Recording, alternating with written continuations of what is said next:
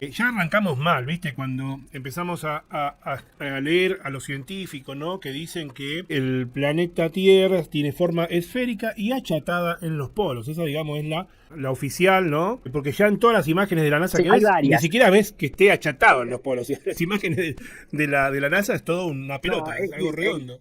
hay varias definiciones, hay varias definiciones. Ellos lo que te dicen es que la Tierra en realidad es un geoide, que en realidad no están diciendo nada, es una palabra genérica para decir justamente tierra, geo, de tierra, pero te dicen que es un geoide oblato porque justamente como vos bien decís, está supuestamente achatado en los polos, expandido en el ecuador, pero además de eso, lo que dicen ya menos, o sea, lo dicen algunos científicos, podríamos decirse, o divulgadores que están más en tema, no suelen decirlo divulgadores de baja, de poca monta, pero no solamente es un esferoide, geoide oblato achatado en los polos, expandido en el Ecuador, sino que del Ecuador, digamos, hacia abajo, Ujú. estaría más expandido y que tendría como una forma de pera, pero claro, en una escala milimétrica, si se quiere. O sea, vos no vas a ver en las fotos todo eso porque en relación a la escala del tamaño del mundo es imperceptible. Sí, sí. Supuestamente es calculable, pero es imperceptible. En definitiva, digamos que cada vez le van agregando más condimento, cuando en realidad la Tierra no es un planeta, porque hay que definir la palabra planeta, que es estrella errante, es simplemente una palabra utilizada por los griegos para describir aquellas estrellas que hoy nosotros las seguimos nombrando como planeta, ¿no? Sí, Y sí. asociadas a los días de la semana, más allá de las dos luminarias, ¿no? Lunes es de la Luna y domingo es del Sol, pero después Saturno, Júpiter, Marte, Mercurio, son Venus, ¿no? Viernes, miércoles, jueves, etcétera, etcétera. Esas estrellas se movían distintas al resto de las estrellas del firmamento, que hoy sigue sucediendo exactamente igual. Entonces, eso es un planeta. Nosotros no somos un planeta, nosotros somos un reino compuesto de los 5 elementos: tierra, aire, agua, fuego y éter, y la experimentamos plana y estacionaria, que es justamente como arranca la historia de nuestros sentidos, o sea, incluso también desde el método científico. El método científico primero pone, de alguna manera, la primera hipótesis surge en base a los sentidos, y luego hay que poner a prueba los sentidos con mecanismos para que los sentidos no nos malinterpreten los resultados. Entonces, la Tierra siempre se experimentó y se va a seguir experimentando plana y estacionaria.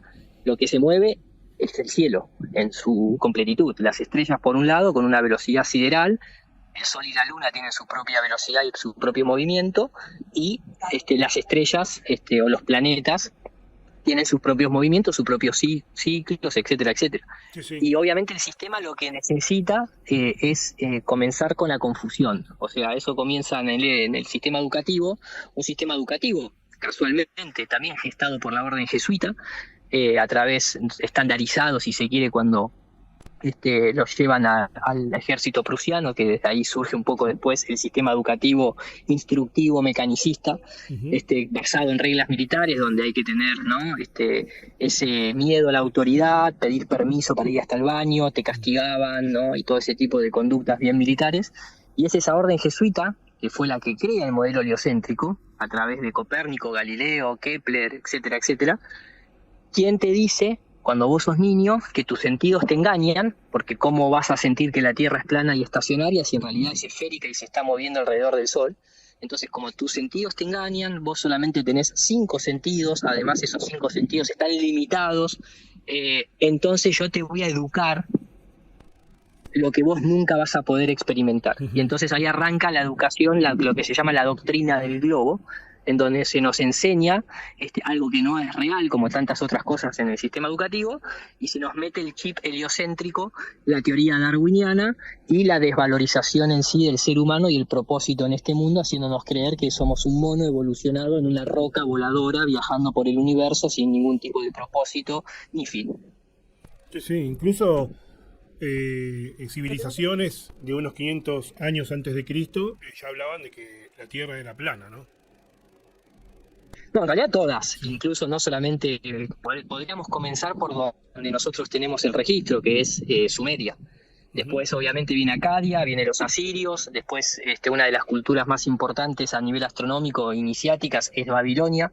De hecho, en Babilonia, con los magos caldeos también y demás, es donde comienzan el ciclo de Saros, el ciclo de los eclipses lunares, que perfectamente registrados, que se siguen utilizando hoy en día, los mismos ciclos. Incluso la NASA usa los mismos ciclos para predecir eclipses. Lo único que mejoró es simplemente saber por dónde van a pasar. Es ahí donde se crea incluso el Génesis bíblico de judío-cristiano, o sea, el Génesis que está escrito en la Biblia, más allá de que refiere a una tierra plana y estacionaria, que no es un argumento científico, pero es un dato histórico que hay que tenerlo en contexto. Lo escriben supuestamente los judíos en cautiverio de los babilonios y le sacan, o de alguna manera le copian la ciencia de aquel entonces. Por eso en la Biblia aparece que la tierra es plana y estacionaria, cubierta de un domo, etcétera, etcétera. Pero también después continuaron, los griegos también hablaban de una tierra plana y estacionaria. Lo que pasa que ahí se empiezan a meter las distintas escuelas de conocimiento, las platónicas, las pitagóricas. La religión también, ¿no? Bueno, nosotros todos tenemos una religión, porque la palabra religión significa religar, o sea, uno siempre tiene que unirse a algo.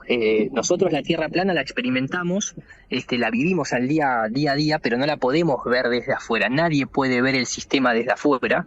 Entonces hay cosas que te tenés que simplemente entregar, te tenés que ligar desde un lado espiritual, si se quiere, o desde un plano de conciencia no material. Entonces la parte religiosa no está mal, pero los griegos, sobre todo los pitagóricos, que es una orden ocultista en aquel entonces, porque obviamente era un conocimiento que no era para el profano. Ellos tenían una doctrina, la doctrina pitagórica, lo que decía era que ahí no se hacían experimentos científicos, nada, era una cuestión más filosófica, la ciencia de alguna manera la filosofía, pero tenían un punto interesante, que era que ellos decían que como Dios, o sea, el Dios creador, era una inteligencia perfecta, y todo lo creaba a la perfección, se preguntaban, ¿cuál es la forma más perfecta?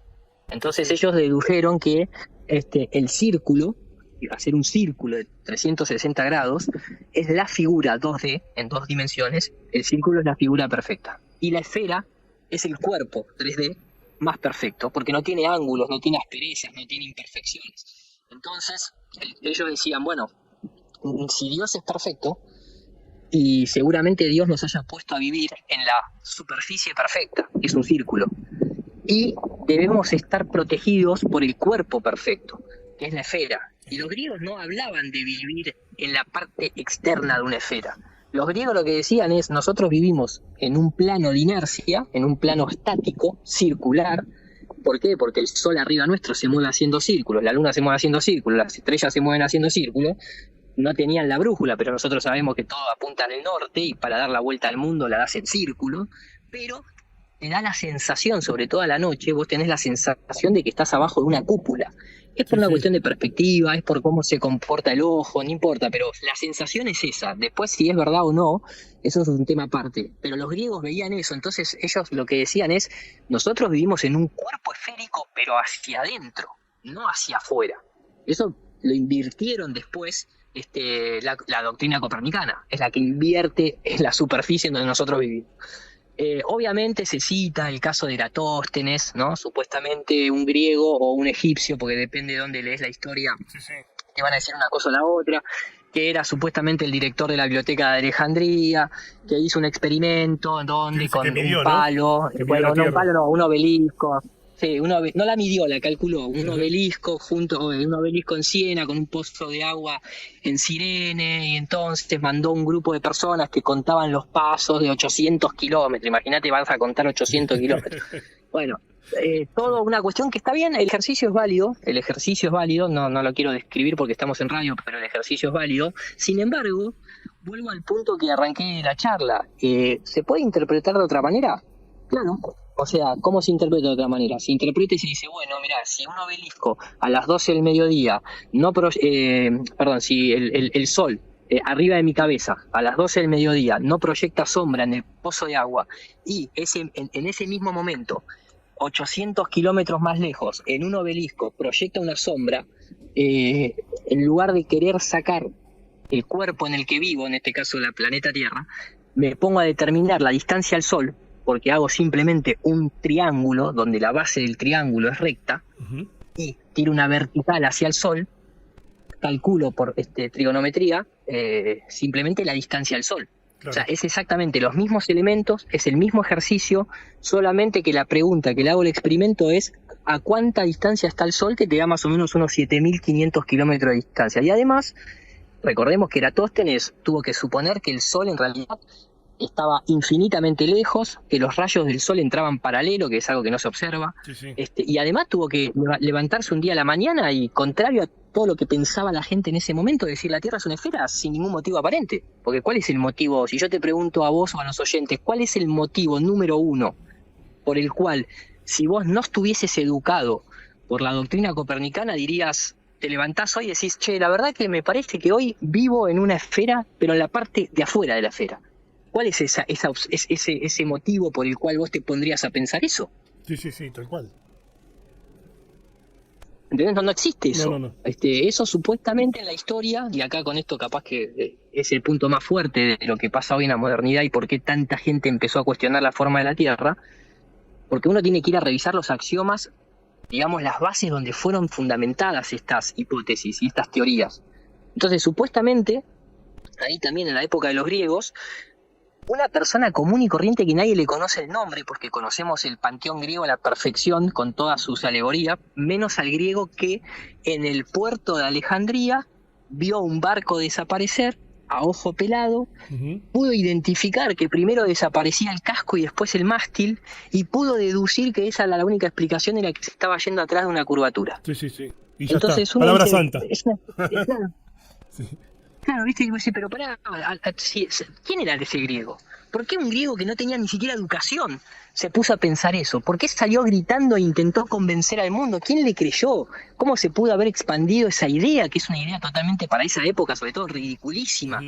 Entonces, cuando vos decís, bueno, vamos a poner a prueba eso, si lo hizo un griego, sin instrumental, sin método científico, sin equipamiento, sin telescopio, ni cámara, ni lente, ni catalejo, solamente con su ojo, que el ojo humano ve nada más que 4 kilómetros y me dice 1,75 m, no sé ni cuánto medía el griego, vamos a poner a prueba ese primer axioma. Y hoy en día nosotros ponemos a prueba ese axioma y desde Uruguay vemos Puerto Madero, Sí. el barco no desaparece a los 5 kilómetros, sigue estando ahí a los 10, a los 12, a los 20, depende de la cámara que tengas.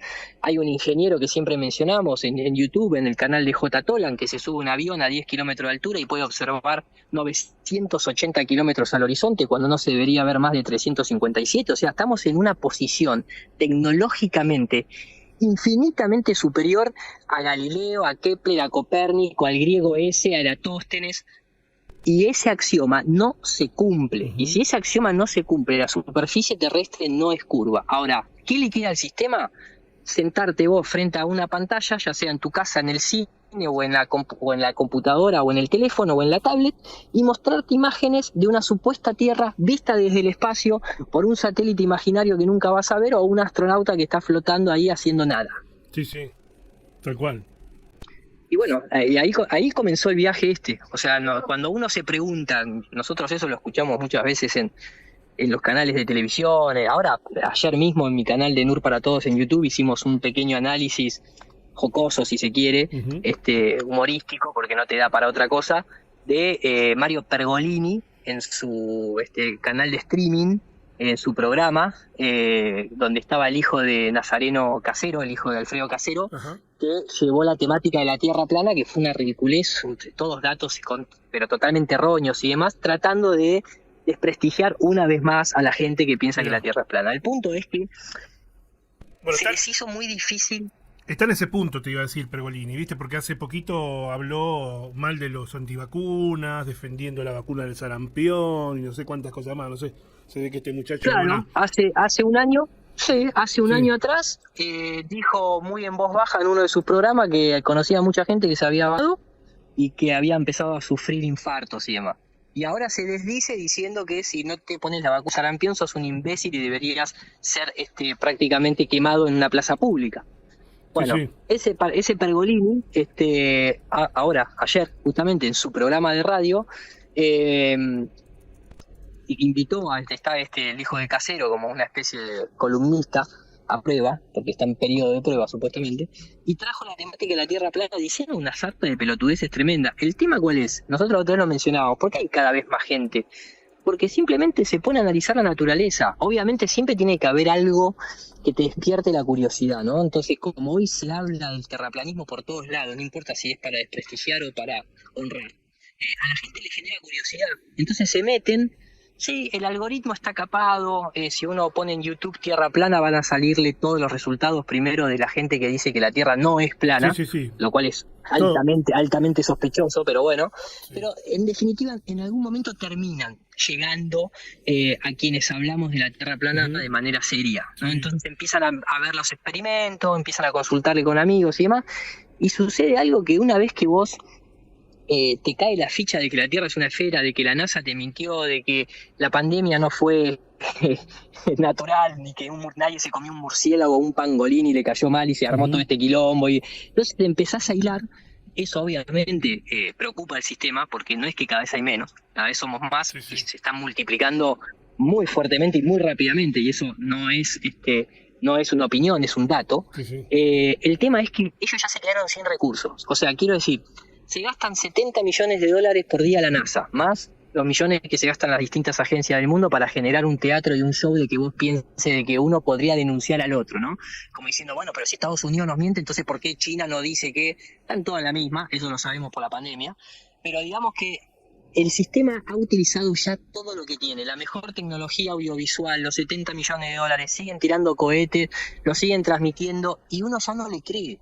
Entonces, si vos ya no podés ser comprado, no podés ser engañado, es obvio que todos los días va a aparecer una persona nueva que te venga a cuestionar. No, decía, volviendo al tema de la perspectiva, ¿no? Cuando vos mirás al horizonte y ves a un barco, digo que el tema de que se empieza a ver cada vez menos el barco es una cuestión que se puede explicar con la ley de perspectiva, ¿no? Porque la Tierra sea curva, ¿no? Es otro tema ahí que... Porque... Aparte, pues, si uno se quiere poner realmente técnico, obviamente nosotros vivimos en un mundo que, nosotros tenemos un dispositivo estereoscópico que son los ojos, que obviamente percibimos el mundo en perspectiva. Eso lo sabemos todos. No sé, si uno se para en una calle y ve hacia el horizonte y vas a ver todas las farolas de luz, vos sabés que las farolas de luz tienen la misma altura todas, sin embargo las que están más lejos parecen estar más bajo. Claro, eso es perspectiva, ¿no? Sí. Exactamente, lo que se conoce como el punto de fuga en el diseño, en el dibujo técnico. Después a eso le tenés que sumar que nosotros vivimos dentro de un medio que es atmosférico, que es el aire, y el aire no es transparente. El aire es transparente a pocos centímetros, si se quiere, pero en realidad en la distancia el aire va acumulando agua. En la distancia genera una distorsión y una limitación, por eso existe la visibilidad atmosférica, por eso cuando uno escucha el noticiero que a nivel clima te dicen, bueno, visibilidad atmosférica 6 kilómetros, ¿no? Porque no puedes ver para siempre. Pero cuando uno tiene la sensación de que vos estás viendo a lo lejos y tenés un día diáfano y claro, no importa, ahí hay aire y ese aire a lo largo de kilómetros tiene fluctuaciones de temperatura. Y ese es el efecto que uno ve en la ruta cuando parece que el asfalto está mojado. Claro. Entonces, cuando vos ves un objeto que se aleja, además de alejarse, se va achicando, va entrando en un punto de fuga, pero por momentos puede amplificarse, a pesar de que por distancia se achica, se amplifica o se magnifica por refracción atmosférica, y esa magnificación empieza a hacer que el objeto se distorsione, se compacte, se comprima, se expande, se deforma, pero llega un momento que se difracta. Hay una difracción atmosférica, donde la luz se difracta y perdés la visibilidad del objeto, por más que la Tierra sea plana. Pero jamás vos ves que el objeto se inclina ni nada por el estilo. Y ahí es donde entra que hay días, puntualmente y con un buen equipo, vos podés ver objetos que realmente deberían estar cientos de metros ocultos detrás de la curvatura. Como el caso de ir a la costa de Colonia en Uruguay y a ojo pelado ves Puerto Madero, y si tenés una cámara ves Quilmes o ves edificios más atrás de Puerto Madero, y eso no se debería ver, porque debería ver más o menos geométricamente hablando, si uno tiene 1,70 m y la cámara está puesta a 30 centímetros del suelo, vos tendrías que ver una curvatura de más o menos 180 metros. Entonces ningún edificio que no superara los 180 metros debería verse, y se ven. Se ven un montón y se ven todos los días. Bueno, entonces así es como comienza un poco el cuestionamiento desde la base fundamental, que es la observación a larga distancia. Después, obviamente, hay un montón de otras cuestiones que también tienen sus explicaciones en una Tierra plana y son mucho más lógicas, que son cómo funcionan las estaciones del año, cómo se explican los eclipses de Sol y de Luna, qué pasa con los planetas, cómo son sus órbitas, sus movimientos, qué pasa con la gravedad, etcétera, etcétera. Pero a la fecha de hoy es cuestión de googlear y vas a encontrar las respuestas para todo eso. De hecho, uno de los clásicos es la cantidad de veces que la ciencia ha fallado, a la fecha de hoy lo sigue haciendo, tratando, mecánicamente hablando, tratando de demostrar que la Tierra gire. Sí. O sea, no gira la Tierra, no hay manera de... No es que no se detecte, es que no gira. Claro. Por eso no se detecta. Ellos te dicen, bueno, que tal vez el instrumental es poco sensible o no sé qué. No. La Tierra no gira, maestro. No hay manera de demostrar mecánicamente que la Tierra gire. Sí, ni el péndulo de Foucault, ni con el giroscopio, ni con un carajo. No hay forma. No hay forma. No. Yo cuando estuve buscando información, había encontrado también un estudio que se había hecho en el año 1838, seguramente vos sabés, de una persona que se llama Samuel Rodbothan, algo así, que en el condado de Cambridge hay un canal artificial que se llama Old Bedford, que posee más de 20 millas de largo, y él describía como que había una línea recta a través de los pantanos y no poseía ningún tipo de interrupciones como compuertas, etcétera, y el agua allí estaba prácticamente estacionada, por lo que había sido ideal para desarrollar este tipo de pruebas, ¿no? Entonces él había enviado a navegar un barco con una bandera ubicada a 3 pies de su base y del lugar llamado Puente Wellesley hasta la presa de Welches, distanciados por 60 millas. Y el barco, según la curvatura de la Tierra, debería estar hundido, y sin embargo se veía en la línea del horizonte la bandera a casi 4 metros de altura. Así que eso fue un estudio también hecho, seguramente vos estás en conocimiento, en el año 1838. Bueno, Samuel Robotham es quien escribió bajo el seudónimo de Parallax, fue quien escribió el libro que se llama Zetetic Astronomy, que Zetetic es una palabra para describir como si fuese astronomía escéptica, ¿no? De no caer en una creencia de la astronomía, sino más bien en una puesta en tela de juicio, ¿no? Ir a la cuestión escéptica propiamente de la ciencia. Búsquenlo, el libro se llama Zetetic Astronomy. Cuando vos buscás el libro Zetetic Astronomy, aparece esto mismo que vos estás describiendo, solamente que el experimento que él lo hizo en 6 millas. Si bien el canal era más largo, el tema es que él lo hizo hasta donde le dieron los equipos de observación, era 6 millas. Pero el punto de lo que vos mencionás es exactamente lo que estás describiendo, que es lo mismo, volvemos al mismo punto, o sea, pongamos a prueba el barco que vio el griego a ojo pelado, sin ningún tipo de metodología científica. Este tipo, Samuel Robotham, agarró y dijo, bueno, pará, vamos a meterle la experimentación científica con el método científico. Mirá, tenemos un canal, sabemos que el agua no se curva, el agua siempre está a nivel, es plana, se mueve por electromagnetismo y se comprime por presión atmosférica, pero no por fuerza de gravedad, porque además la fuerza de gravedad jamás se demostró que existe una fuerza de gravedad, por eso existe la teoría de relatividad, de la curvatura del tiempo y el espacio y toda esa fantasía. Pero digamos, sabiendo que el agua se comporta siempre a nivel y el canal tiene tantas millas de largo y yo puedo observar y todo esto que vos decís de la bandera en el barco, puso a prueba con metodología científica, y la gente lo cuestiona. Y no cuestiona a un griego que nadie conoce, que no dejó nada escrito, que supuestamente vio el barco con el ojo pelado, y que cuando vos querés reproducir esa experimentación, te da falso. Está falseado el experimento del griego, ¿entendés? O sea, si nosotros nos metemos en el método de Karl Popper, que es excelente, que la ciencia no prueba, la ciencia lo que tiene que hacer es falsear, bueno, vamos al método de falseación, y estamos falseando la premisa inicial de una Tierra esférica. Una y otra vez. La que vos citás es porque siempre una continuidad de poner en tela de juicio el tema de la Tierra esférica, porque hubo mucha gente, como lo que hablábamos hoy, aunque parezca inconexo, pero está totalmente conectado con lo de Milei, y con lo de Trump y el sionismo y esta cuestión religiosa. Había mucha gente, obviamente nosotros vivimos en Occidente, y Occidente ha sido conquistado por el judío-cristianismo, en el cual se había generado de alguna manera un religare en el de decir, nosotros basamos nuestra sociedad occidental en valores éticos y morales de un Nuevo Testamento, si se quiere, ¿no? Porque el Viejo Testamento, Sí. mamita. O sea, entre el Viejo Testamento y el Talmud, viste, básicamente te explicas la geopolítica sionista, capitalista, norteamericana al pie de la letra, ¿no?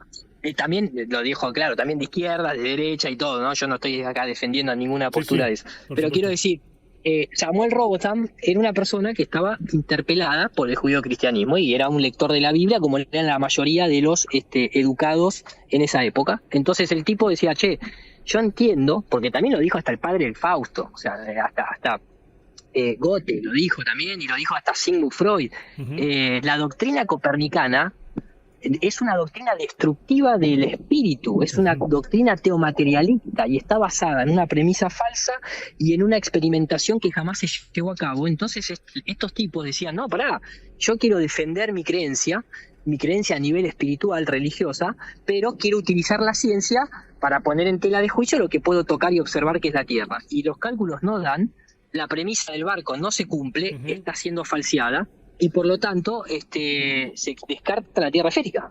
Y así después vino Carpenter, por ejemplo, William Carpenter, que escribió un libro que se llamó 100 pruebas de que la Tierra no es un globo giratorio, que después en la modernidad la tomó un muchacho norteamericano llamado Eric Dubay, que escribió 200 pruebas, le agregó 100 pruebas más, porque obviamente después pasaron los siglos y nosotros tenemos helicópteros, aeroplanos, aviones y demás que también nos sirven para justamente demostrar que la Tierra es plana. Y entonces Eric Dubay le agregó las 100 pruebas asociadas a nuestra época moderna, con tecnología moderna que no había en el año 1800.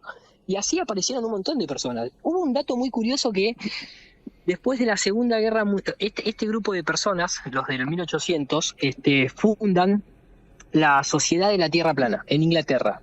¿Por qué? Porque también ahí estaba metido, por ejemplo, Alexander Gleason.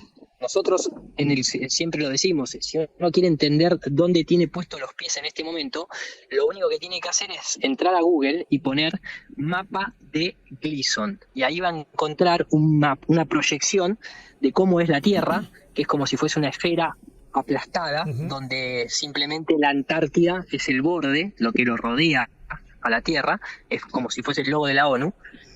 Y ese mapa lo hace y lo patenta en Inglaterra, lo patenta también en Noruega, en Francia, en varios países de Europa, pero es un mapa patentado con el que se puede navegar tranquilamente, se puede saber dónde está ubicado el Sol, es un reloj solar también ese mapa, circular, mucho mejor, con mayor, si se quiere, tecnología que el mapa de Mercator, que es el que nos siguen enseñando en el colegio, ese mapa rectangular imperialista británico de mierda. Sí. Entonces hay mucha gente que dice, no, porque todos estos tipos eran ingleses. Bueno, pará, el mapa de Mercator era, o sea, también salía de los ingleses.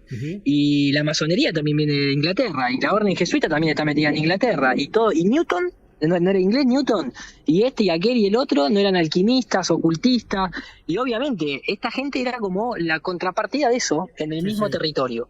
Entonces después lo que sucedió es que vino la Segunda Guerra Mundial y la Primera, y sobre todo después de la Segunda Guerra Mundial ya estos personajes estaban muertos y prenden fuego, de manera muy intencional, prenden fuego a esa sociedad de la Tierra plana inicial y la vuelven a refundar, donde su director pasa a ser un tal Shelton, que empieza a plantear ideas medias estúpidas en relación a lo que nosotros hoy entendemos, como si fuese una especie, pareciera como una especie de disidencia controlada, que a la fecha de hoy sigue estando la Flat Earth Society. Lo que pasa es que hoy en día, que sigue estando fundada en Inglaterra, lo que es el terraplanismo moderno, que comenzó allí por el 2014-2015, detectó cosas raras en esa sociedad de la Tierra plana, porque plantean cosas medias tontas, ¿no? Como que en realidad la Tierra está acelerando en una velocidad continua hacia arriba y por eso los objetos no es que caen, sino que la Tierra los agarra.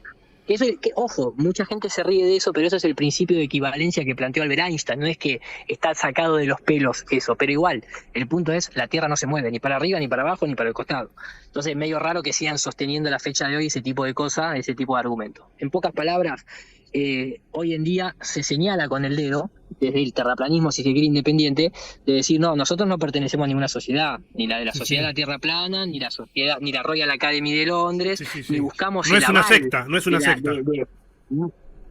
No, no somos Sí, una claro. secta porque prácticamente no hay ningún líder, ninguna especie de gurú, ni tampoco nadie está pagando ninguna cuota, ni se te pide nada a cambio.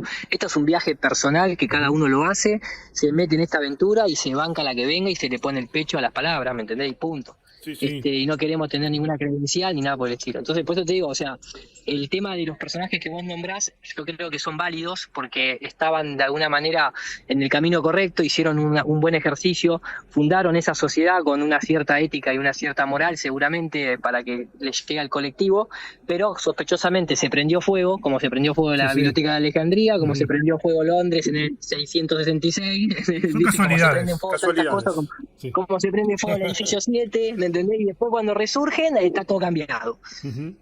También está el tema de los aviones, ¿no? De las rutas aéreas o los instrumentos de los aviones, ¿no? Como siempre, esa brújula que tienen y con el agua que siempre los mismos, a muchos pilotos, ¿no? Te reconocen que la Tierra es plana. Eh, Bueno, el avión se llama aeroplano, yo siempre lo digo así, Ujú. pero para que se entienda, ¿no? Se llama aeroplano, viajan en plano. Sí, sí. Después sí, el avión tiene el giroscopio, tiene el horizonte artificial. Ujú. Hoy en día tiene giroscopios láser también, entonces ahí un poco se excusan con el efecto Sagnac y demás, pero que también eso de alguna manera demuestra que la Tierra es estacionaria, porque está en un marco de inercial estacionario, pero no me quiero poner demasiado técnico. Pero sobre todo el giroscopio, la parte que cuando los aviones utilizaban inerciales y eran mecánicos, no a nivel luz, no era un interferómetro de luz, sino que era mecánico. No te voy a decir los aviones de la Primera Guerra Mundial, aunque sí, Ujú. pero el primer avión que cruzó el Atlántico tenía inercial, no tenía ningún giroscopio láser ni nada, y se orienta y el avión sabe dónde está arriba, dónde está abajo, porque obviamente viaja sobre un plano. Y la Tierra abajo no se está moviendo, por eso tarda lo mismo para ir que para venir, donde simplemente la diferencia que se puede dar es porque si agarra o no agarra una corriente de aire, y hoy en día las diferencias, las mínimas diferencias de la ida y la vuelta de un punto A a un punto B, es por simplemente tráfico aéreo para hacer un control de seguridad, no tiene nada que ver que la Tierra esté girando, que la atmósfera sea solidaria y todo ese tipo de estupideces. Sí, O sea, sí. realmente hay un montón de pilotos, nosotros tenemos un montón de amigos pilotos, ya tenemos más de 5 amigos pilotos comerciales que hacen vuelos transatlánticos y otros hacen vuelos locales, que te dicen, mirá, nosotros sí, la primer clase te dicen que la Tierra es una esfera, pero después jamás volás en una Tierra esférica, o sea, por más que te aparezcan en el dibujito de cuando calibrás el avión para poner la coordenada donde vas a viajar y demás, nosotros sabemos que viajamos sobre un plano estacionario y el avión se inclina cuando despega y se inclina cuando aterriza y después en velocidad crucero va totalmente recto y nivelado con esos grados, a veces 2 grados, a veces 3 grados de sustentación, pero el avión va siempre plano. Sí, sí. Siempre va plano. Acá Y después dicen, las rutas aéreas, sí, hay un montón de rutas aéreas que se explican muy bien en el mapa de Gleason. sí, bueno, sí, sí, tal cual, ¿eh? Acá dicen también de San Luis, dicen, un piloto amigo me confirmó que ningún avión dio la vuelta al mundo de norte a sur, dicen. Y te preguntan, dice, las Eso es brújulas, verdad. sí, y le dice, las brújulas en realidad, ¿dónde apuntan realmente? Preguntan. Y bueno, ahí es interesante. Nosotros sabemos que las brújulas en el sur tienen que ir con unas brújulas especiales porque las brújulas que... A ver, hay anomalías magnéticas, sí las hay. Hay lo que se llama un norte magnético y un norte supuestamente real. Sí, aparentemente lo digo porque hay gente como el ganador Hervé Boni, es un navegante que ganó la Van del Globe, fíjate los nombres que le ponen, varias veces, que es la vuelta al mundo o sea, la vuelta alrededor del mundo, pasando por la latitud, por el paralelo 60 en la Antártida.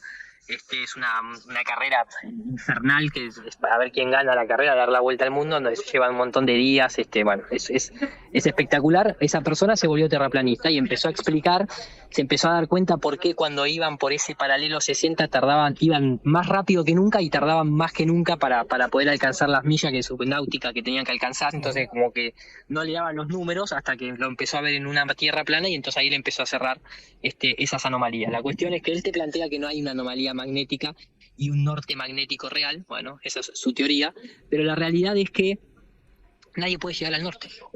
Entonces, nosotros sabemos que las brújulas apuntan al norte magnético mínimo, obviamente, y que para dar la vuelta al mundo es lo mismo que das vos la vuelta a tu casa, la vuelta a la manzana, simplemente volvés en círculos. Nadie hizo jamás un vuelo que haya salido hacia el norte, haya pasado por el polo norte, haya pasado por el polo sur y haya vuelto al polo norte, o viceversa. Sí, sí. Siempre que vas al polo sur, o sea, los pocos vuelos que van hacia la Antártida obviamente son militares y burocráticamente muy supervisados, porque no es un territorio civil, es un territorio militar y científico, y hay un tratado firmado por más de 200 países, que es el Tratado Antártico, que ahí todos están de acuerdo, a pesar de que se cagan a tiros en otras partes del mundo, a la Antártida, si ahí no, ese tratado lo mantenemos, y vos como civil, si no te autorizan, no puedes ir.